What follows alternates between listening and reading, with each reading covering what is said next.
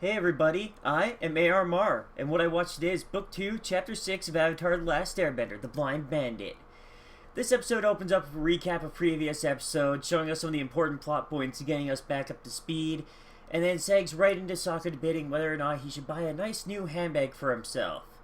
It's a really funny scene, and, everyone knows that back and forth when you're like, should I buy this? No, no, no, no, I don't have the budget, but it's so nice, and I do kind of deserve a present, and I don't know, should I, shouldn't I really shouldn't, and in the end, he goes with it. He's like, yep, I totally want this. I do love that, and then, Aang tries out this, karate dojo style earthbending school that seems, the guy doesn't seem to be a good teacher at all. He seems more like an idiot. I mean, he offers to bump Aang up a belt level if he pays for the whole year in advance. That's not how you run a school, period. That's just stupid. But while they're there, they hear about a tournament full of powerful earthbenders, and, they're like, well, we should check this out. Maybe we can find a teacher there. The kids they overheard talking about it dismiss Aang, but Katara decides to go, get the information out of them her way. We find out moments later that her way is using water bending to beat the crap out of them. Though while she's walking away, Sokka has a great line where he's like, he looks at Bang and he looks at Aang and he's like, why did you let me buy this stupid bag? I love that, because, it was Sokka's decision to buy the bag, but now he's like, why did you let me do this? It's typical Sokka, and it was a good laugh. Earth Rumble 6 had this wonderful, pro wrestling vibe to it. You can tell that's pretty much what they were going for. It has all the cheesy lines, they have the names for the wrestlers, the boulder, the hippo, etc. They even have a heel, Fire Nation Nin, for the crowd to just hate. To make it clear that the boulder is the hero this time. It's kind of unclear, especially at the end, if all the fights were, staged, because it really does seem like all the Boulder's fights up to the Blind Bandit are staged, but at the same time, the way that the Blind Bandit just beats him, I gotta wonder, it's did he take a dive for the show, or was he actually trying to fight her and just got his ass kicked? Katara and Aang, are spending this entire event, actually debating, whether or not these guys will be suitable teachers. Well, Sokka is just getting into it hardcore. It's just crush him, Boulder! Etc. And, it is just hilarious. Sokka's apparently and definitely a pro wrestling fan. And I loved his enthusiasm. I also liked that they had, tunnel moles to clear the rubble off the ring and sort of smooth the ring back out between matches. That's kind of it's neat to see these little nods, these little details that they could have just ignored, but they bothered to put in for us. And then after, how big all the wrestlers have been so far, and we, especially the Boulder is, 6 feet tall, 3 feet wide, practically. And then we get Toph's size. I haven't seen the series before, but it's been around long enough, and it's been saturated enough that I know who Toph is just seeing her, And, at first, we get a camera angle that makes her seem big and impressive, and then it zooms out, and we see just how tiny she is, and it is hilarious. I love the contrast there. And Aang quickly realizes from her laugh after, she does a bit of trash talking with the Boulder, and then she laughs, and Aang realizes from that laugh that she is the girl he saw in the swamp. She was laughing as he chased her through the swamp. So this is the girl from his vision. This is the person he hasn't met yet. And that just basically cements for him, this is the person who's supposed to teach me earthbending. That, and how easily she kicks the Boulder's ass. She's an extremely skilled earthbender. And, she does, put on full display what Boomy was talking about, that he had to wait for someone who listens to the earth before making their move.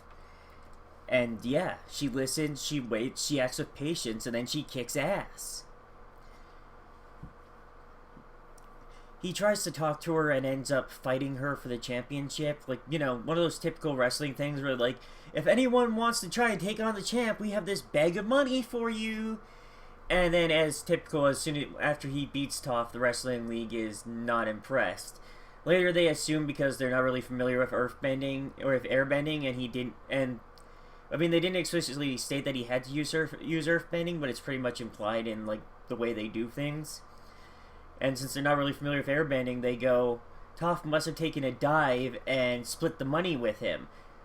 And they go, it's like, we don't let anyone cheat the league. So they go to like get their revenge. Aang, meanwhile, like, he uses the flying boar that was in his vision of Toph in the swamp to learn that, like, there's this family called the Bifon family, and that is their symbol. Everyone else is like, they don't have a daughter, but they're the richest people in town, and that's their symbol. So he goes to see them, and of course it turns out they do have a daughter. They're just hiding her because she's blind. But that we learned that part later. First, he sneaks into the family's house, and Toph immediately, like, smacks down him and the rest, referring to Aang as Twinkle Toes, and Aang's like, hi. And Sokka has a great line there. It's like, don't answer to Twinkle Toes, it's not manly. And Katara just replies with a great line also, like, I love this line. This is coming from the guy whose bag matches his belt, because Sokka's been wearing the championship belt this whole time, and he's like, hey, the bag matches the belt!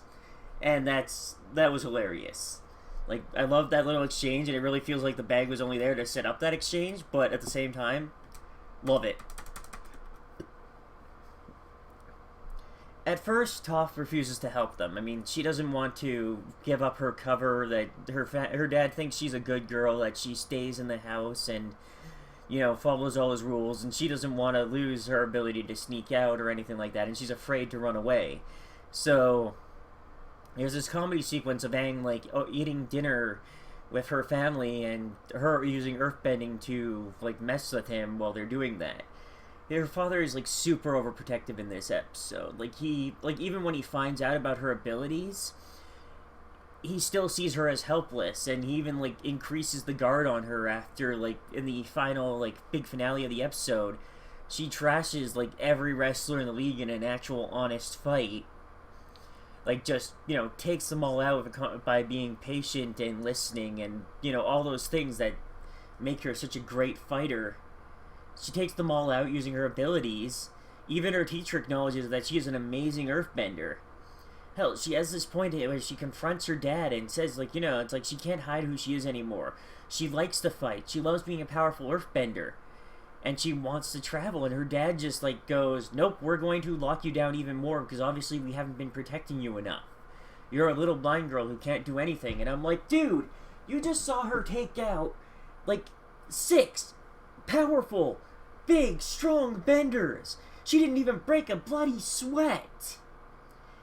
And you want to increase the guard on her.